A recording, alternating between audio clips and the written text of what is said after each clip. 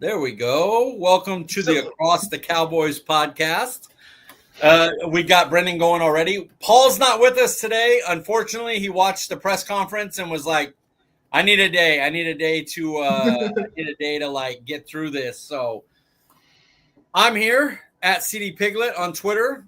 Brendan's here. At Brenden_Smith26. There we go. Give Paul a follow at Paul_Ryan15. And I don't give the long, cool intros. Thank you for coming back and listening. And let's start talking about it because now we have stuff to talk about. We got draft upcoming. We got the press conference. We got all that going. So let's get rolling on it. Well, where are we starting, Brenden? We're starting off with the games we saw yesterday. What are your NFL thoughts? To be honest, my NFL thoughts are based on the press conference because it was a lot. Well, hey, we got a lot of footballs. We had a lot of that, so you can go with whatever one you want. Steven and Jerry, I just can't see us winning with them. God, they're just so bad, and they arrogantly think they're good. That's the worst.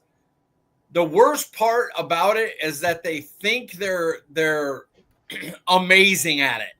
And they're air quoting we haven't won in 30 years. I'm like, yeah, you haven't won. What are you air quoting for?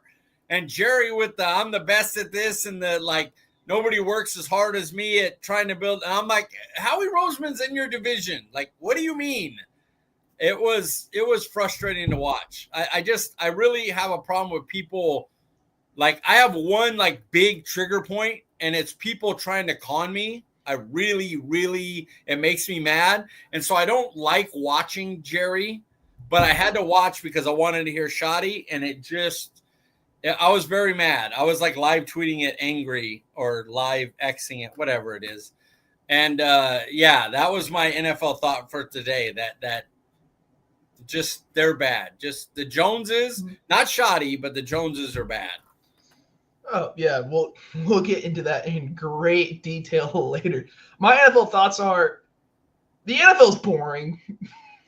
Are you cool? The Chiefs are back at it again, and then the Eagles, guess what? America has fallen. Satan has won. Dude, what the hell? Who asked for this? No one. No one in their right mind. And then it's so funny to see certain Cowboy fans you really want the three-peat? You're damn right I want the three-peat. Do you really want to see Nick Sirianni hoisting the Lombardi? So if the Chiefs win, they get 3 Super Bowls in a row. They won 4 in 5 years. Holy hell. They're dominant. So we're seeing history, and they'll act like it. If Philly wins, they'll act like they've won it the past 5 years in a row. Their fans will act like they've been the most dominant team since the Patriots, and the Chiefs aren't a thing. Dude, they're not going to act like they've been there before. All this shit. It's just so annoying. And it's just the lesser of two evils. Yeah, I will not. This isn't even a question. This is easy, Kansas City. I'm not. I don't even entertain the thought. I will actively cheer for Kansas City. See, I'm a little worried if my friends are going to want to watch football, watch the Super Bowl. Because one of my friends, she's an Eagles fan, so I already have been having to deal with that. Then my other friend's a Broncos fan, so he doesn't want the Chiefs to win. So he's probably going to go for Philly. And someone's like, oh, God. I'm like, I don't watch it with them. You avoid it. I'm just going to be depressed, and it's holding some bourbon and just being sad on the couch. That's how this is all going to go. My friends are Niner fans, and they hate Kansas City because they beat them, and everything. Yeah. And they're fully against, and they're like, oh, you can't, three-peat. Nobody's done it. Who cares if Eagles win? I'm like, no, dude. You will never try to convince me that I'm going to go for Philly. That ain't never going to happen. It's just disgusting. It's so funny. There's now all these videos coming out, what the fans did, some Washington fans after the game. I'm like, are you shocked? Are you? No. There's bad people in every fan base. There's no fan base oh my God, they're so nice. They're doing all this. No. But Philly got the worst. Dude, they're so shitty. I know. And my friend, like I said, she's an Eagles fan. She's nice. I found one of the outliers. She's not a bad person at all. And that's good. But you see all these videos. You see all these, you see all these videos, and you're like, dude, like who? No one wants you to be here. Like, get the fuck out. All right. Well, did the better teams win yesterday? Yeah, you had the Eagles have the best roster in the NFL and the healthiest, and the Kansas City has the best coach quarterback combo. And I thought Kansas City's roster was better than Bill's too. Like Josh Allen did a lot of heavy lifting this year for Buffalo. So yeah, I picked Eagles to beat Commanders rather like by a few scores. So I wasn't shocked by that. And I had Kansas City winning close, but I wouldn't have been surprised if Buffalo won either way. So, yeah, the two best teams won. By far. Also, no one's really talking about the weapons that have gotten healthy for KC. They have DeAndre Hopkins, Marquise Brown is back. And then Xavier Worthy is playing like a bigger receiver than what he is. That big jump ball, was it an interception? Was it not? It doesn't matter. He wrestled the ball away, and that call always goes to the offensive player. And he went up for it. That's a rookie. You got Travis Kelce as a blanket. They have weapons that no one's talking about, and it's kind of annoying. It's like, oh, Mahomes is doing it all. No, he's not. Josh Allen was running for his life every time because Chris Jones and everyone was just beating the hell out of the Buffalo's offensive line.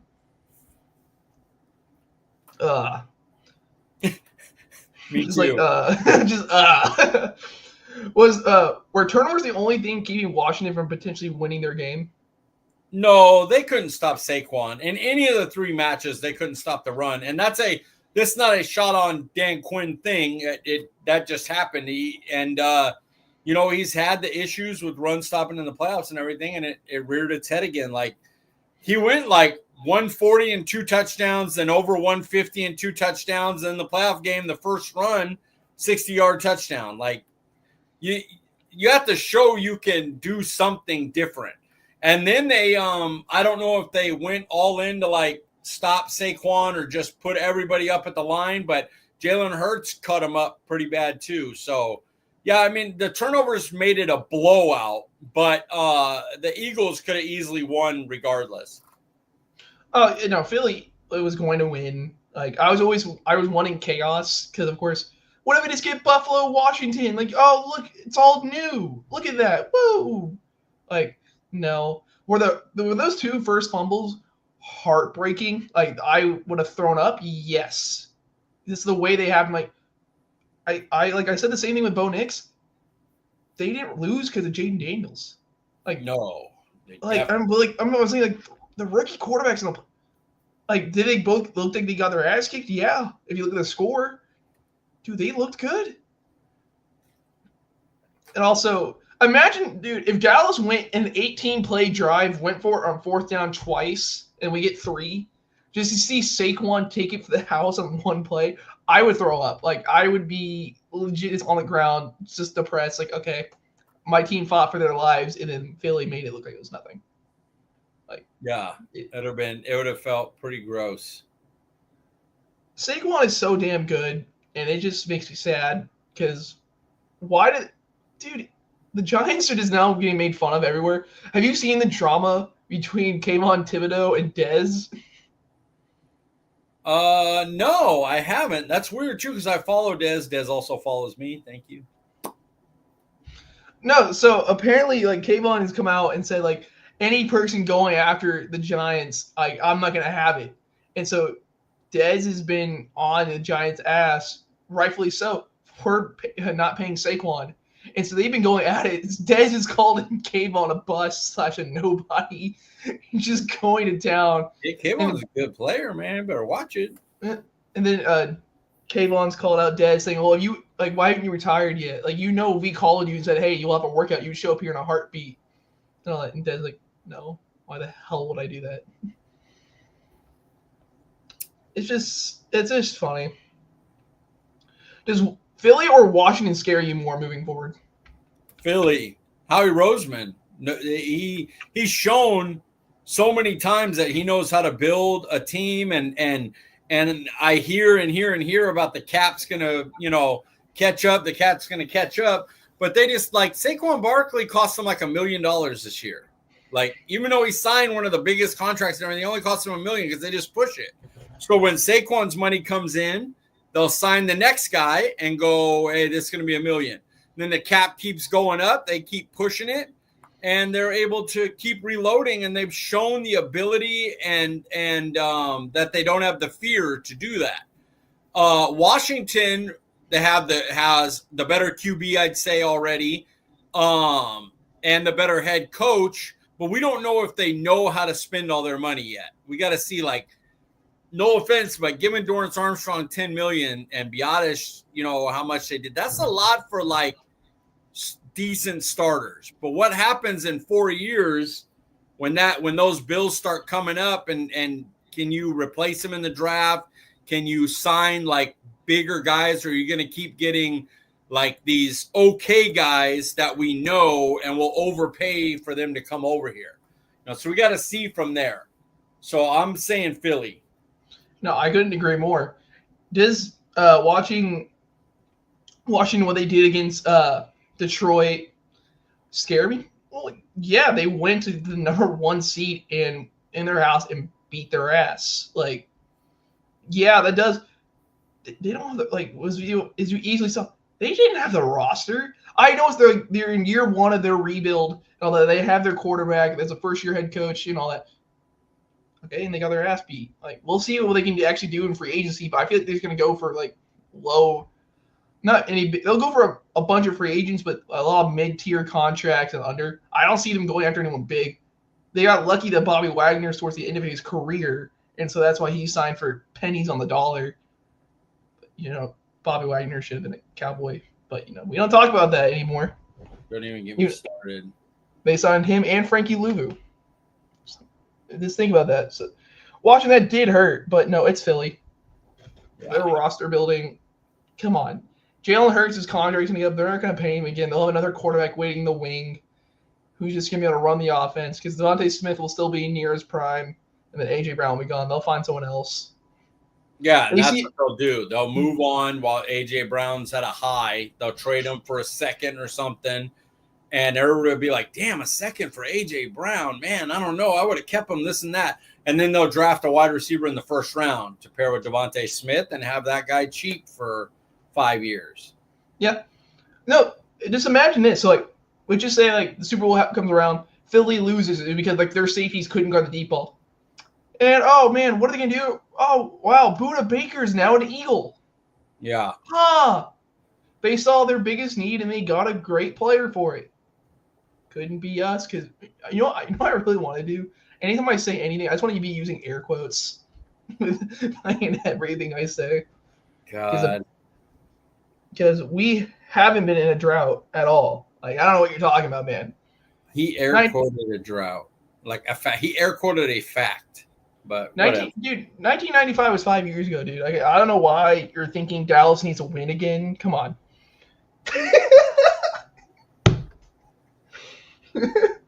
Was the botch fourth down call by the refs the difference maker in the Chiefs-Bills game?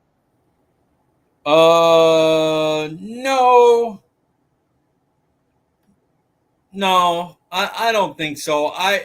When I look at it, you had 3 minutes, 30 seconds left, 3 timeouts. You had the ball down by 3. No, they're talking about when Paul made the sheet. He's talking about the QB sneak where Josh Allen got stuffed. Yeah, that's what I'm saying. Later on in the game, Buffalo got the ball back, 3:30 left with 3 timeouts. Oh, my bad. Only down 3, and they had a chance to win it, and they didn't win it. Like, go down and win that. Go down and at least get a field goal. But no, I can't put it on that call because what does that call mean? Okay, they have a first down. What does that mean? Do they score? Do they turn it over? Do they – you know what I mean? Like, it's not definitive enough. Definitive is – your defense held them to a field goal at the end. Shout out Jordan Phillips, who was on our team to start the year. And is it Jordan Phillips? I think so. But then you get the ball back. You have plenty of time. You have 3 timeouts. You have everything you need. Go win the game. And they botched that. That was their issue. That cost them the game. I can't believe that Dalton Kincaid is getting, like, butchered for it. Should he have caught it? Yes, you were an NFL star. I can't say star because it's a second-year player, but you're an NFL caliber player, and the ball did hit you in the hand. Do you know how much concentration that takes? It's fourth down. You're running around to see Josh Allen move, and you have 4 defenders all around you. Like, that is a tough-ass catch. That's going to be one of the catches of the year if he comes down with that. That would have been play of the year. That would have been play of the year. That throw against that blitz, that catch would have been play of the year. It sucks. You shouldn't have thrown it 4 straight times. Yep. They made it obvious. Well, with a 7-6 playoff record, what is Josh Allen's legacy as of today? I feel like he's where Peyton Manning was when he couldn't get past Brady. Like, everybody knows he's great. Everybody knows he's up there, with the top guys. If he would have won 2 of the last 5 Super Bowls, he'd be up there talking about Patrick Mahomes is the best in the league. He just has to get over that hump. He just has to finally get over that hump of beating Kansas City and getting to a Super Bowl. So, it's not like Herbert where, or Trevor Lawrence, where there were like super high picks that were supposed to be like the pedigree. And when Josh Allen was the 7th pick, I think, from Wyoming, it was a lot of questions. Is he Jay Cutler or can he be more than that? And he's been great. He was probably the best quarterback in football this year, and with what he did and the low turnovers with the weapons, not like, he didn't have a high level of passing weapons, so I got to give him credit. I think he's the second best quarterback going right now, and I think he's a Super Bowl away from people being able to argue him as the best, especially if he keeps his turnovers down. Yeah. I do feel bad for Josh Allen because it's how the media treats him compared to others. It makes me want to bash him. It does. But same. It's the AFC championship game. We're about to see a team maybe 3-peat. Okay, so that means Joe Burrow hasn't made it to the Super Bowl. I know since 2022. But we haven't seen them. We haven't seen Lamar make it. That's because Mahomes is just there every damn time. So We're watching straight dominance here. But you also got a simple fact of if Dak made the NFC Championship game multiple times and didn't make the Super Bowl, it's just he can't win the big game. He can't get – good job. You beat the Broncos. Then you beat the Ravens whenever they just didn't want to run the ball for some effing odd reason. Yeah. Okay, cool. So it's I think it'll discredit him, but it's not his fault. His offensive line got destroyed. Keon Coleman couldn't separate worth of shit. That was bad for a rookie. Amari was fine. I'm surprised Amari honestly did anything in cold weather. So it makes me more pissed about the Jets game from years ago. But yeah, the Chiefs are the team to beat. They are. You can look at it as evil. I said boring earlier. They're just there. Bad calls are not. I agree. It's just what they do. Is the approach to free agency the only difference between the Cowboys and the 4 teams that played yesterday? Yes, but improved coaching couldn't hurt. That's the other thing. It's a mix of that. If we were really great in free agency, would the coaching matter as much? No. But there's a balance. If you're the Eagles level where you push $90 million cap space back a few years and you're a badass at every position basically, then you're coaching. You could have Nick Sirianni and Moore's fine. I think Kellen Moore gets a bad rap. He was a good play caller. He wasn't maybe a good game planner, but he was a good play caller. But I think it would be too much for us to ask to be the Eagles in free agency. But say we were the Niners, somebody that made a 1 or 2 moves every year or two to make sure that they stay up there, but then had Kyle Shanahan and Robert Saleh as coaches. Then I could see us as, okay, we're going to be in their range. But the problem is we don't have coaches like Saleh or Shanahan. We don't build teams like Eagles And so we always come up behind them because we're stuck in those. If we could do one of those two things, we would be right there. So, like, I don't think it is just like, even if Dallas signed, I think it would be like middle of the road free agents. If they did like sign a bunch, it'd be a whole bunch of just middle of the road guys. It's their philosophy to just want to be the smartest people in the room. They want to, like, oh, if it's like, I'm going to say something, but you know what? Why I'm going to say this? Because Mike would never think about this. Mike would never think I was going to say this, and I would come and like, oh, you're just an idiot. Like, why would you say that? It's like, oh, because I was trying to outsmart. Like, dude, it's the entire league. They know, like, you can't outsmart the entire league. You just have to be better. That's what makes me angry about them is they're the dumbest, like, one of the bottom GM ran teams. Great owner, terrible GM, but he always comes out talking like chest out. Who could do it better than me? Well, fucking everybody right now. You're the only team in the NFC that hasn't been there in 30 years. So everybody is building a better team / coaching staff than you are right now. But you got to hear them. Nobody can do it like I can. What, badly? Yeah. Well, what are your thoughts on the Schottenheimer's press conference? Schotty sounded good. But then the Joneses spoke, and you were like, okay, it's going to be – there's only so much Schottenheimer can do with the roster he has right now. Like, they don't have a roster that can compete with Detroit, San Francisco, Philadelphia when they're healthy. They don't have the and we might beat Philadelphia in a game because we're really good versus division. But that doesn't mean – when I mean compete, I mean when Philly plays Buffalo and Baltimore, they could beat them.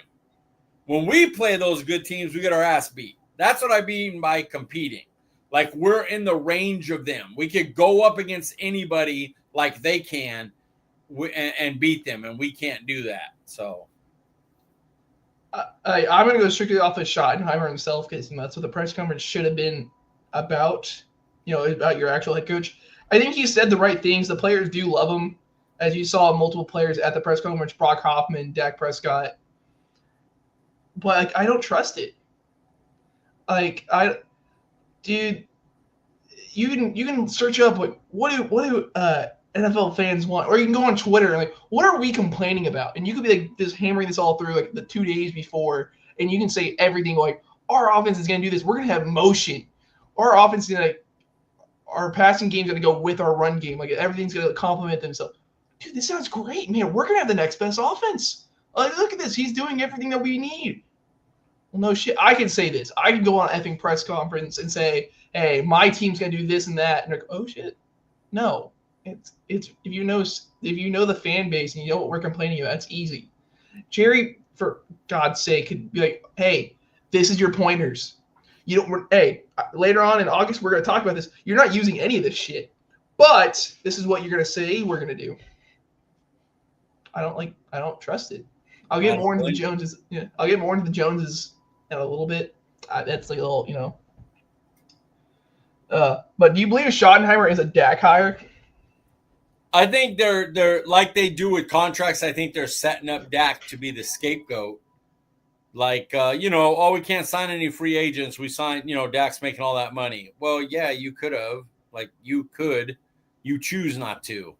You choose not to do the things you have to do to sign players when you have a big money QB contract. So it's really you. You're just getting the gullible part of the fan base to hate a player. And this feels like the same thing. Well, we needed continuity. We didn't want to switch Dak's offense, this, that. No, Dak, you know how many quarterbacks switch offenses and everything and are just fine? You'll be all right. Like, you can do it. They could have went out and got the best coach available. They have the money to. They can pay. There's no salary cap on that. And they didn't. And I hope Schottenheimer's great. Don't get me wrong. I hope he ends up being a badass. But it just, they're just using Dak as a scapegoat like they try to do all the time.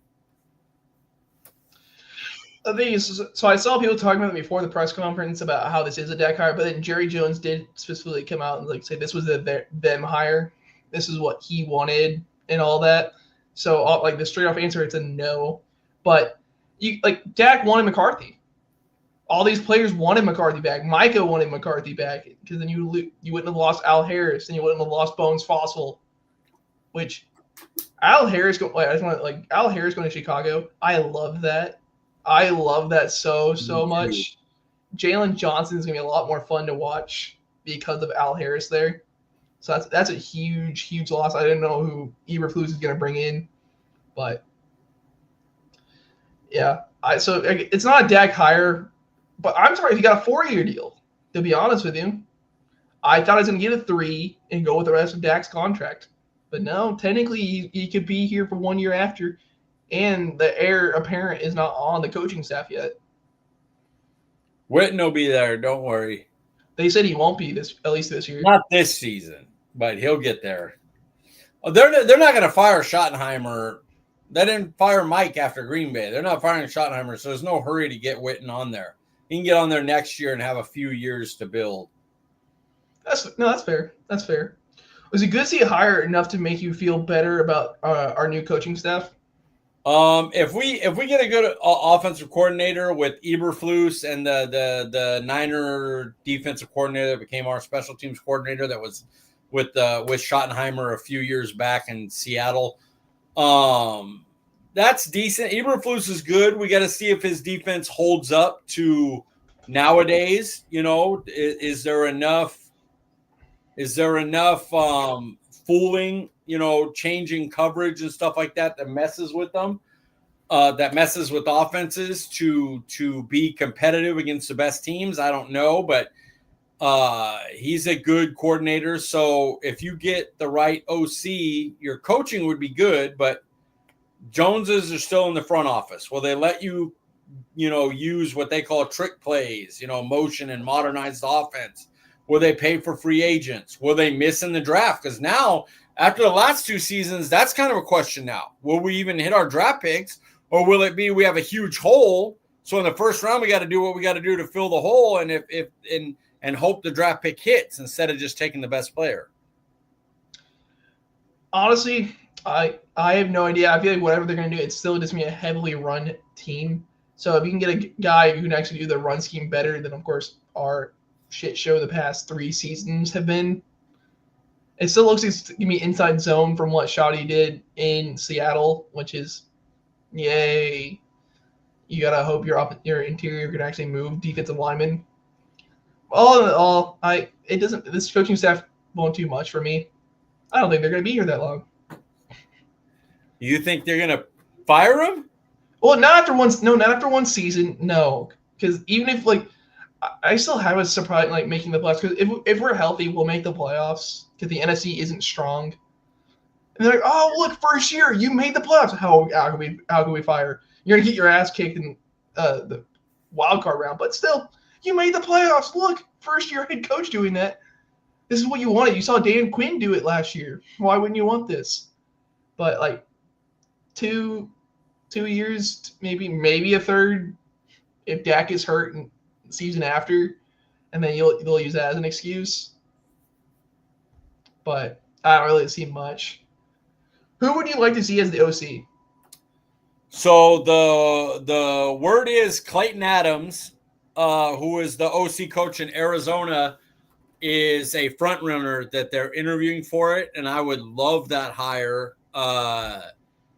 The Cardinals have had a bad offensive line for a long time, and it has cost them forever. And this year, I know you got a tweet about this. I don't have everything from that tweet written down, but I had a couple things lined up for the pod when P. Will sent that to you. But they were the 4th in rushing this year. Arizona with James Conner. They were 2nd in yards per attempt at 5 yards, 5 or 5.2. I think it was 5, but they were 2nd in yards per attempt. They led the league with most 20-yard runs. They had 23 20-yard runs. They're one of only 3 teams to have done that ever, or in the last 10 years. Sorry. So, this with the Cardinals. He wasn't joining the Rams that have done it for a long time. When has the Cardinals been good? offensive line and running. They don't have an elite back. They don't have an elite offensive line. And he helped maneuver that. And they had a rookie right tackle playing as well for their team. So, and him being able to step in and play like they did, they made me eat Red Baron, the bastards. That's coming up. That's about 6 weeks out. So, yeah, I would love him, and it would bring like the Red Baron thing full circle. So, Clayton Adams, O-line coach for Arizona. Remember, this guy's not calling plays. Schottenheimer's calling plays. So this guy's just coming in to set up a part of your offense, and he'll probably control the run game portion. Yeah, so that's the reason why I didn't really answer this question, because of, like, besides the fact I don't think they're going to be here that long. It's all going to be for the run game. Whoever they bring the OC in, it's for the run game. Like, it's going to be the running game coordinator, basically. That's what it's going to be. Sure. Whatever all this is going to be a person getting a promotion to say OC, but they're all just going to try to help the run game. That's all it is. So you better get a running back. You better. Dude, it's going to be GNT. It's going to be. Like, I would be so Have I not had a bad day already? Have I not had a bad enough day having to listen to Jerry Jones talk? You got to tell me we're going to spend a first-round pick on a running back on one of the deepest running back drafts. And you can get an easy, like, Pro Bowl level running back in the third round, and we're going to use it. Do you really, like, outside the first, do you really trust them to draft a running back? They're going to take a guy you've never heard of somehow, even with this class. You're going to draft someone you never heard of. You get to the fifth round. You get your wide receiver, you get your DT, and then in the third round, Harvey from UCF will be there. Explosive runner, perfect complement to a Rico-type player. Devin Neal? Man, I need that's from Kansas. Okay, thank you. Devin Neal, Kansas. For some reason, it don't matter. I'm not going to get into it, but Devin Neal is another one that should be third. And then imagine if like a Travion Henderson drops, because so many people, like, there's so many running backs. I don't expect him to get in the third, but if he did, man, get your running back in the third round. Leave my first round to wide receiver, defensive tackle. The only thing I like, besides because this team doesn't need multiple things to get me going, and all that needs like 6-7 starters. Yeah. The only reason why the running back in the first, besides it just being like a legit plug and play, okay, cool, we have a superstar, is the simple fact of you put him on his fifth year, that 5th year shit, and then guess what? You don't re-sign him. You got him for 5 years, because he'll be run down by then. That's how Dallas does it. I hate it so much. No, they don't. I wish they did. But what they're going to do is it's going to be a first-round pick. So they're going to go, well, we have to pay him because we need to get 8 to 10 years out of our first-round picks because we don't want to pay players like outside. So they're going to end up signing Genty, who's smaller and has a shit ton of carries on him already, a top 5 player in the draft. He's a beast. I just don't want Dallas to sign him. My ideal is that he's drafted before we get to him, so we don't even have to worry about that decision. All right. Well, you know what? We'll get to a little more positive. We can go with Mike's view from the sideline. What should we expect out of Eberflus's defense? Very Dan Quinn-like. He leads the league in turnovers often. He on the Bears last year, I think the Bears, he's the head coach, but he is the defensive guy, and I'm pretty sure they led the league in turnovers. He's always been good stopping the run. The last time he was a DC, he was Colts, and 3 out of the 4 years there, he was a top 10 run defense. Very good with linebackers, which is good for us because we have very, very young linebacker core right now. And the one thing that worries me about him is he's not a blitzer, and he's not a big disguiser. He's kind of like, our front 4 guys are going to get there, and we're going to play our style in the back, San Francisco 49ers style. And if you don't have enough talent, that's not going to work. And right now, yikes. I love him as a DC, though. I really do. He's a good DC. I just worry about him on our team currently, the way it's constructed. Well, does Dallas have the pieces in place to have Eberflus having a successful year one? That's a no. First off, he has to have good DT play. And not like We're talking like Osa would have to take a step. Like the pressures and stuff will have to become sacks, tackles for loss. And then he needs a legit, like with Eberflus as your DC, one of your picks in the top 50's got to be a DT. Even if you re-sign Osa, you got to have a guy that is a monster, a Kenneth Grant from Michigan, a Derek Harmon, my guy, from Oregon, Mason Graham, if he somehow fell from Michigan, you just take him instantly. Man, I'm missing Williams, what school he's from, but he's another beast. This is the draft to get one early. You got to get him in, I think, in the top 50 is your best bet. But then you need linebacker depth. You need another corner because Diggs, if he comes back, is likely not going to be the same guy, which is why they need to sign DaRon Bland immediately and then just worry about, hey, if we got to get out of that contract, we got to get out of it.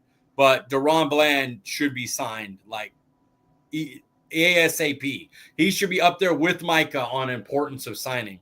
But they need a lot of pieces before Eberflus can really make his defense a top-end unit. Yeah, well, I'll go to that with Brenden Bashing, which I will go honestly, other than 2 offensive linemen, this has been my usual go-to for Brenden Bashing. It's the Joneses. I'll go off the press conference, in which I can go in a little bit more detail. It is already 36 minutes in. Dude, I've been alive for almost 22 years. I'm almost 22 years old. Like, you try to think, like, hey, that's a good amount of time, like, on this earth. Like, I've seen the Rangers win the World Series. I didn't really watch the Mavericks, but I saw my dad and I watched the Mavs win the NBA Finals. The Stars have been really, really competitive the past couple of years. I've seen Dallas do jack shit. I've seen them do nothing. But Jerry and Stephen Jones like to think they're geniuses, and we're all just idiots. Like, we're all brain dead puppets that we hear, oh, hey, we'll be winning. Oh, you will? And then everything goes perfect. Like, because when we put effing air quotes, like, some people have said we're in a drought. So, only a certain amount of people have said that, and it's not true at all. He legit looks like it. Like, what dipshit said that? And are you shitting me? You haven't made the NFC Championship game since the 90s. Like, what do you want? My parents were like, sounds mean to call my parents old, but like, my parents were super young into their marriage and shit when they last won the Super Bowl, and my parents have been married for over 30 years. Into 30 years now. Like, dude. What the hell? And they're acting, hey, you know what? We'll reevaluate how we do free agency. Bullshit. No, it's Stephon Diggs is coming to Dallas. It's not like, oh, it might happen. It's going to happen because they're gonna be able to spin it. Former All-Pro. Look at this. We're helping Dak, and all. Cool. Old wide receiver who tore his ACL. Great. I can't wait to see the separation with that in this offense. Who's gonna be running the ball heavily? It's going to be so great because Stephon Diggs is going to love not getting the ball that much since CeeDee Lamb is the dude here. That's going to go great. That'll be our one big signing. I don't even know what defender we'll sign. We'll bring back Eric Kendricks, and then that's our big offseason. What the hell does that do? Like, what does that do? They're not going to look at cornerback, which you desperately need. Jordan Lewis is gone. I bet he goes to Chicago because he loves Al Harris. Respectfully. Jordan Lewis, you fought your ass off, dude. You've been playing well here. You go try to win somewhere else. I'm sorry you're going to Chicago because they usually don't do jack anything. But, like, go with B.L. Harris. Go get the contract. Osa's going to be gone. So just so you know, the Bears have been to an NFC Championship game 15 years earlier than Dallas. So yeah, no, I know. I'm talking about just like in normal time. But, like, so your cornerback room is going to be Trayvon Diggs is going to be on IR. So it's going to be DaRon Bland and Kalen Carson, and you have Izzy's a free agent too. Like, who the hell do you have? They're bringing back Izzy. That's going to be their slot guy. They're going to bring back Izzy for a veteran minimum, and he'll be our third corner. It's just that they love, like I said, I can't watch their press conferences anymore. all respect to, like, I've talked about Tom Downey on this show plenty of times because I just love him. Like, all of his energy, it's no bullshit. Like, he will be pissed off when needs to be and all that. So I just watched it. I just let him do like the review of it. I can't listen to Stephen Jones. Like, I legit like just get pissed. My worst nightmare is to have to go against a team. Have a team that would have Stephen Jones as a general manager, Nick Sirianni as a head coach. I wouldn't know who I want to punch in the face more than those two. That's like a nightmare. It's so shit. Dude, it's like I said, it's the way they talk. And they act like 1995 was 3 years ago. Like, oh, why would we want to win? We did that so long ago. We're just down to try to make money and we'll recoup and try to win later on. You don't think I take risks? 4 decades ago, I bought the Dallas Cowboys. Dude, 4 decades ago. He hasn't taken more risks than he has in his last 5 years. Where? Are you talking? He's talking about the contracts. He's talking about the contract because he hasn't given these big ass contracts. Of course, anytime else because that's how the cap works. That keeps going up every year. So guess what? Every team takes risks. Guess what? Dak, week 1 when he got his new contract, could have blown out his knee and he's gone. His career's gone. Guess what? That's a risk. It is. Any player can get hurt any given time. Deshaun Watson did it in non-contact, got hurt when he first got to Cleveland, and then he did it again this offseason. Like, it happens. When we say risk, we're talking about free agency. Yeah. That's what we mean. All the other stuff is bullshit. All the other stuff is you make a trade. Yeah, or you make a trade or something. You're trying to get better. Or guess what? You go hire Ben Johnson. He's never been a head coach. He could be great.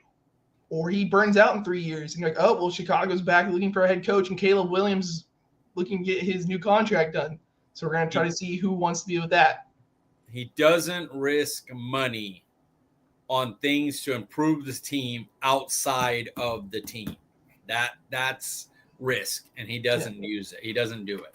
We have Ben Johnson at home and Brian Schottenheimer. Because guess what? Schottenheimer's never been a head coach. What if he's the next great thing? He could.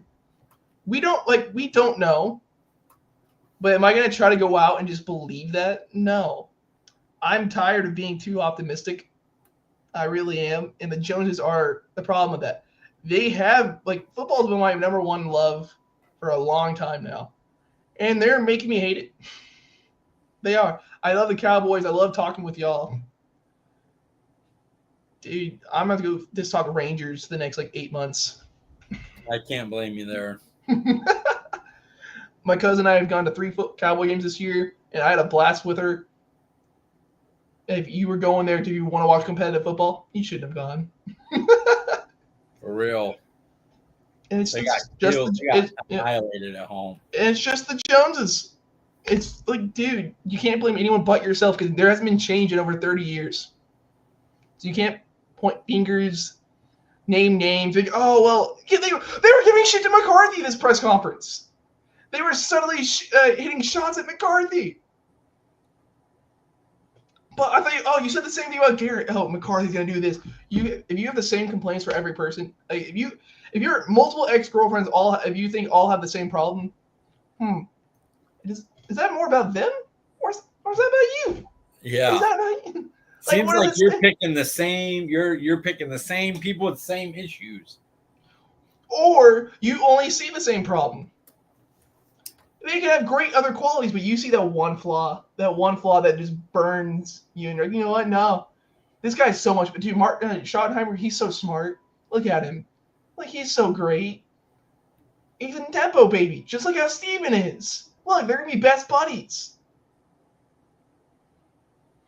Clarence Hill had to ask a question twice to get Jared to answer. And they never really answered it, honestly. Nope. And you can tell, I said this on Twitter. I respect a lot of people.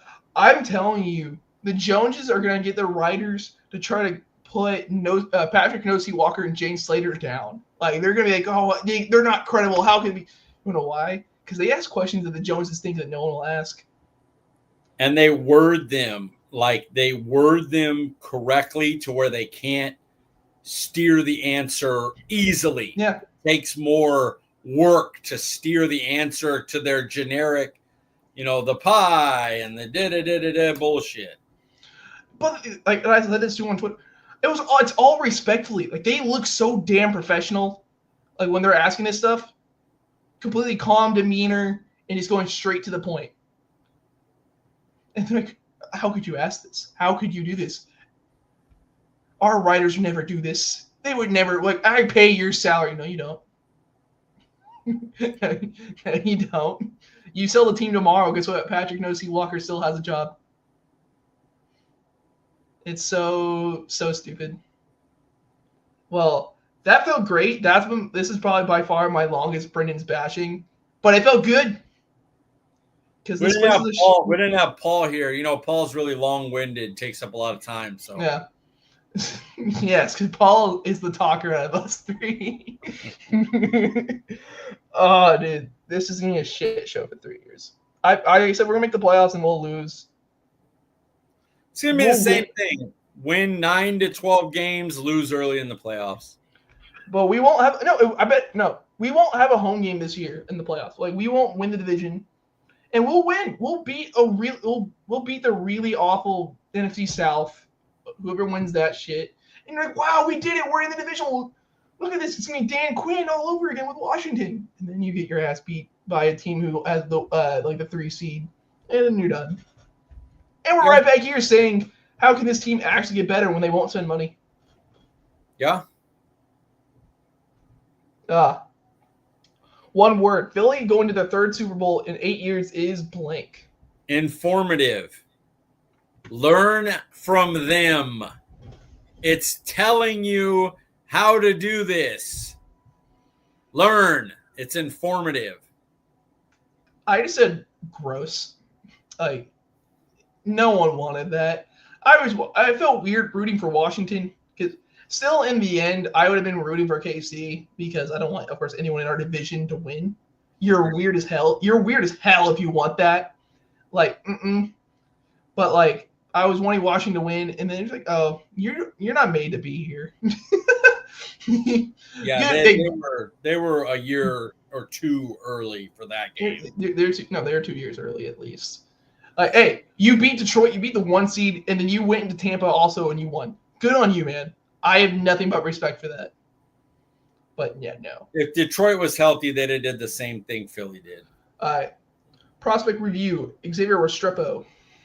All right. So Restrepo is from Miami. Wow. Yeah. Miami.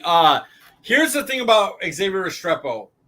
Everything you want in a receiver on the field. So route running, creating separation, the ability to find a hole, great hands. Like, he does all the wide receiver stuff really, really well. The issue is he does none of the trait stuff well. He's 5'10".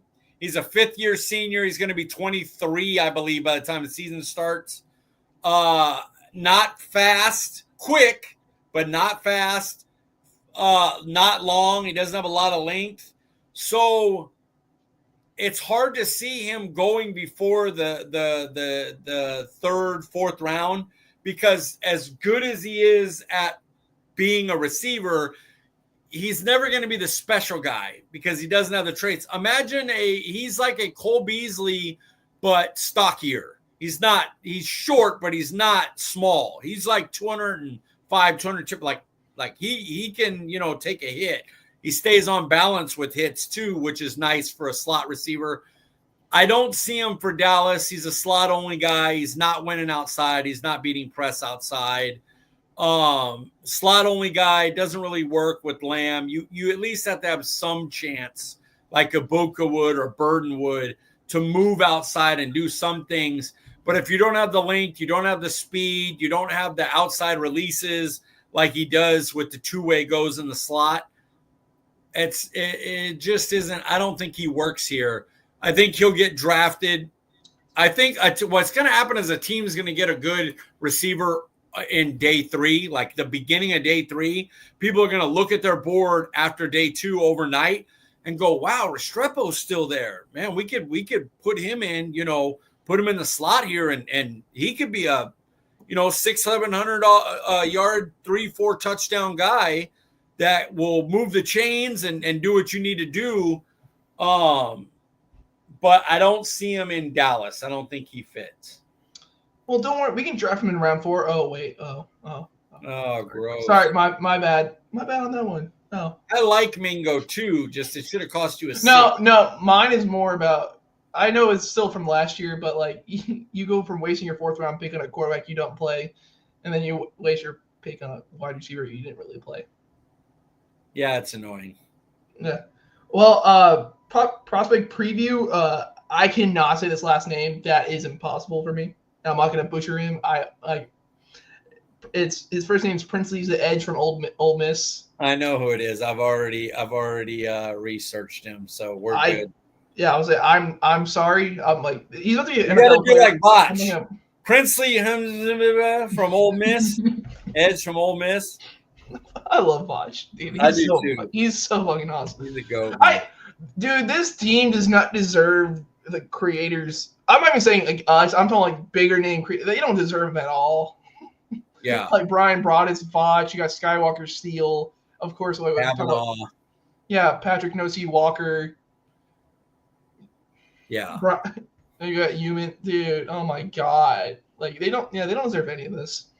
They don't. Yeah. Okay. Let's go to something positive. Okay. So we have our top 5. I have no idea. I have a feeling we might have done this one before. If we have, well, damn, we're doing it again. But it's top 5. If you could only eat at 5 restaurants for the rest of your life, which ones would you choose? Mike, what's number 5? Okay, I'm gonna surprise y'all because I'm bougie, but I'm gonna put In-N-Out, the only fast food one, on my top 5. But it's funny because I only go there like twice a year because I don't eat fast food. As fat as I look, I really don't eat it. But In-N-Out, when I'm going to Disneyland, like either on the way there or on the way back, I typically get it, and I'll get it once or twice, maybe a year while I'm here. But like to represent fast food, if I'm gonna have the In-N-Out would be up there. I would not get their fries, but I love their burgers and their shakes, so I would definitely get a double and kill it. Yeah, my top 5 and yours is gonna be so different. It's gonna be really funny. It's gonna be really funny. I'm a college kid, and Mike's a full-blown adult.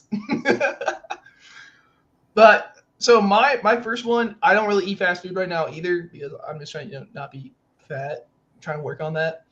So I've gone for number 5, Wendy's, because that's my favorite food as a kid. Their crispy chicken nuggets and a Frosty, never turn that down. I'll only go there if someone says, if it's their idea to go get Wendy's, I'll say hell yeah. But it would never be like, oh hey, we should go to Wendy's. Like we should go do that. Or I'm going by myself. I can't. I feel terrible about myself. But it's Wendy's. Like I ate that so much as a kid. I've eaten that 21 years of my life. When I ate fast food, Wendy's was a go-to. Wendy's was legit. They're nuggets. Like when they're fresh, brother, that is so good, so crispy. I used to eat the chili a lot, and then a friend of mine worked there and was like, not the chili, bro. And I said, cool, all right. And I never ate the chili again, and I passed that on to anyone that says we're going to Wendy's. I just say, not the chili. My dad ate that for years. Every time we went there, that's everything he got. So he seems to be doing fine. So no more chili from Wendy's for him. All right, number 4 on your list. Number 4 on my list is a place called Paradise Garden Grill. I know a lot of people, what is that? It is a restaurant at Disney's California Adventure. Why is it on my list? One, if I'm having it every day, then I am at Disneyland every day, which I love, which is why it made the list. But I was looking through because I wanted a spot in Disneyland, That was probably my favorite one, and it's because they switch the menus every couple of months. It's not the same thing. Lunar New Year right now, they're serving Chinese, beef and broccoli, dan noodles, stuff like that. And as the year goes on, when they go to Food and Wine, they'll do something a little bit more bougie. When it goes into the Star Wars time and Pixar, they'll do different menus for that. So I love that they switch it up, and it always hits. Like I've never went there and got something and been like, Like they do a good job of putting that menu together. So yeah, Paradise Garden Grill, Disneyland California Adventure. Actually, I'm sorry, I forgot. Since Paul this was a last minute thing, he couldn't come on, which not his fault. Not expressing the other, but he does have his top 5 list. I did totally forget that. I'm sorry, Paul, but his number 5 was Cheesecake Factory. Expensive, but have you seen their menu? What? Hey, I respect it. Dude, those cheesecakes and all that stuff. Yeah, their menu's legit. Their orange chicken, weirdly, is pretty freaking good too. Like, have you had their chicken and waffles? I don't think I have. Dude, it's surprisingly good. Like, I went there with my with lunch with my mom one time, and I got that. I felt like ass because I ate it really fast, but like, it was actually pretty darn good. And number 4 on Paul's list is, the hell, it's like salsa limon. I think that's how you're gonna say it. That's how I guess how you say it. I'm not living the rest of my life without breakfast burritos. I respect that. I respect that. I completely respect that. Number 4 on my list is Soul Man's. It's a local barbecue place, and their barbecue sauce, dude. Like I love all barbecue sauce. I do. That stuff is crack. Like seriously, it's the best dipping sauce. My dad will make healthier chicken. I'll still dip it in barbecue sauce. Like it's so good. Their chopped beef is good. Their pulled pork is good. Even though it's got my parents sick sometimes, but that happens. Rich food will do that. And then their ribs. Ooh, it's that good shit, man. I love soul food sides. I love collard greens, mac and cheese, banana pudding, cornbread. It's mainly barbecue though. Soul Man's is mainly barbecue. Do they not have mac and cheese greens and green beans with bacon and tomatoes and cornbread? They don't have that?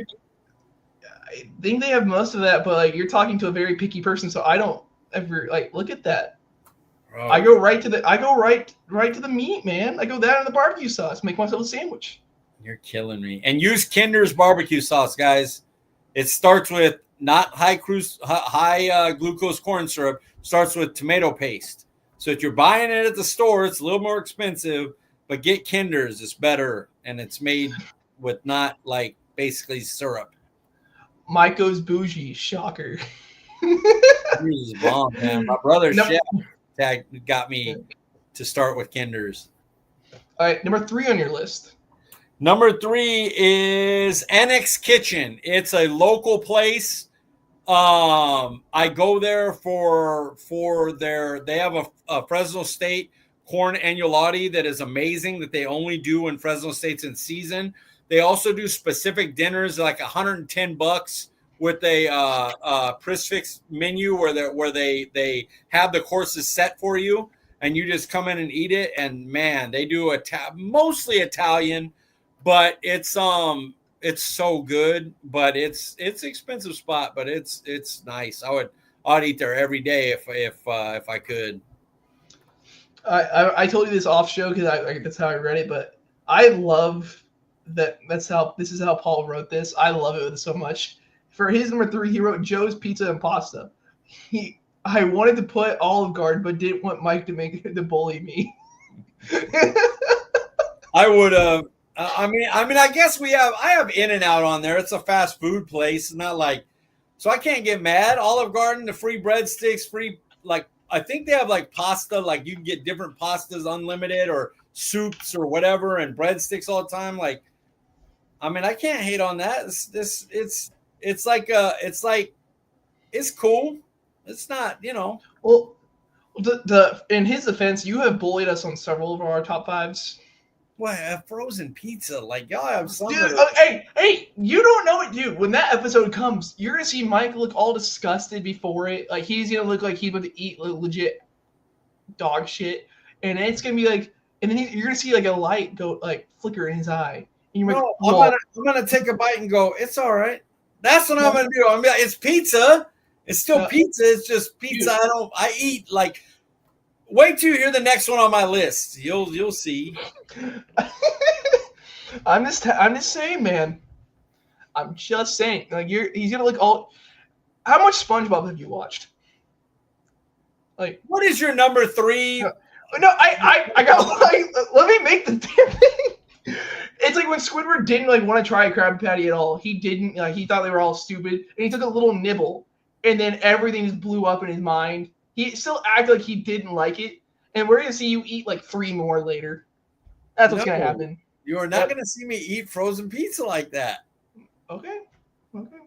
My number 3 is Pei Wei because I love their chicken fried rice. You get that with like big chunks of chicken with their really nice fried egg. Like that's, of course, it's nothing fancy, but like they put a fried egg on it.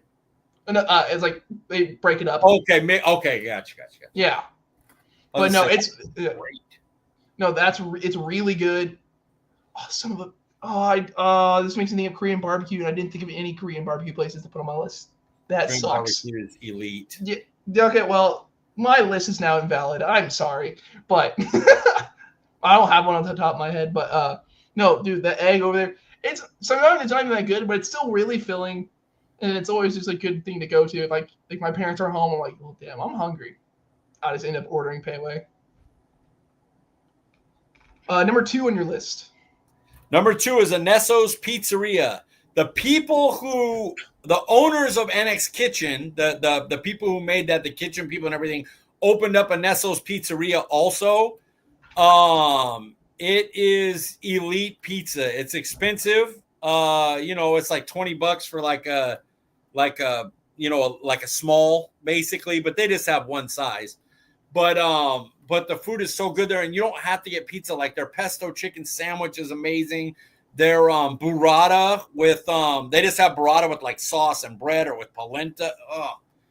It's elite. Anesso's is like one of those places you travel to a place to try. I love Anesso's Pizzeria. It's so good.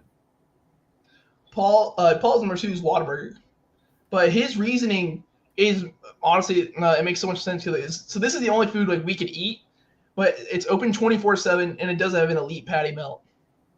I didn't think about being open 24/7.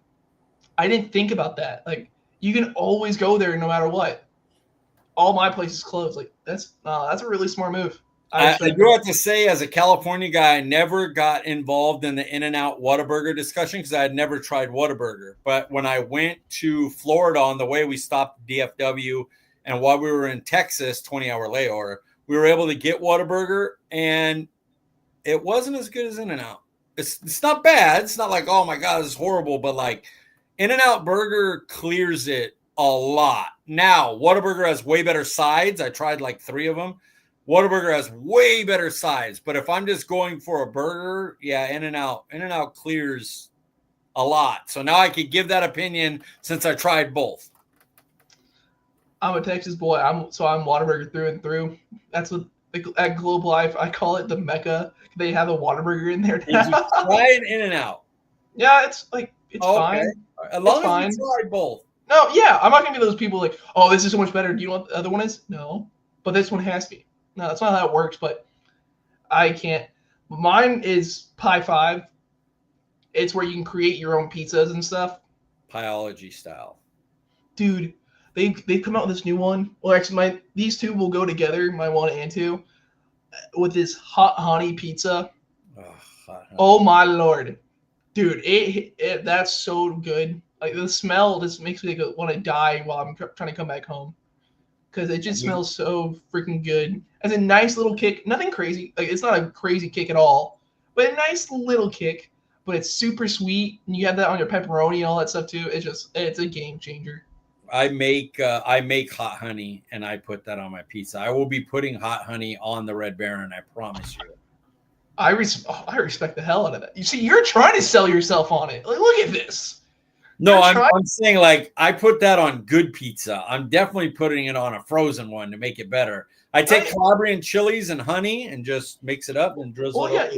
Well, of course, you got to keep your streak going with putting it on good pizza. What's number 1 on your list? Heirloom. Heirloom is a farm to table type place. They have this dish called mushroom taquitos that I could eat forever for the rest of my life. It's vegetarian. I'd eat it every day. But they have really good. Just the thing about them is their menu changes, but it's always like fresh in seasoned ingredients and stuff. But the mushroom chiquitos are year round, so that's the one I always think of and get. But like I've had their fried rice there. It was really good. And I've had I think they had a flatbread once. I've had their burger there. Man, there's another one that's a cauliflower dish, and I can't remember what they put on it. But it's just a roasted cauliflower dish. And it is phenomenal. So Heirloom, I legitimately would go to every single day and eat with that, because you can get something like a Nesso's. You're getting Italian food. This place, you can get a different type of thing every day, and their menu changes with the seasons. So, yeah, Heirloom's my top. Number one for Paul is called Thai-licious. I think that's what it says. Thai food. Yeah, so he said it's the hardest choice, but of all the Asian cuisine, Thai won because of curry soup. I've never had that, so I cannot make a judgment call on that one. Spicy. Curry soup is spicy, and it's curry's like craveable. I mean, I guess there's some people that don't like curry, but curry's like craveable. It's something that like you taste so much stuff and so savory and spicy and everything, you want to keep going back to it. But I don't know if picky eaters don't really like curry. I've gotten less picky over time. I've done pretty well over the past 3 years. Like it's just baby steps, man. It's just baby steps. But my number one is Wingstop. And it's because if you told me all these 5 things and I couldn't have wings for any sporting event, I would go insane. Big time games and all that. Like, what are you gonna do? Because they have now hot honey rub wings. And it is the best wing I've ever had. Hot honey's elite. I'm so upset that I'm so late to this. But yeah, you're completely correct. It's so damn good. It just makes everything better. And it's a rub too, so it's not really messy. It's a win-win. Really great flavor, and it's not dirty. So of course I need that for any sporting event. Or if you're watching a long TV show, like you're binging, go get some wings. Well, we are almost at an hour and 10 minutes. I completely blame myself for that, for my long-ass rant, but it did feel good getting off the chest. I had a couple ones, too. But, before we get out of here, Mike, where can we find you? CD Piglet, guys, nice and easy. You can find Paul at Paul_Ryan15, and you can find me at Brenden_Smith26. And, that's it. Thanks for coming on. Have a good one, guys.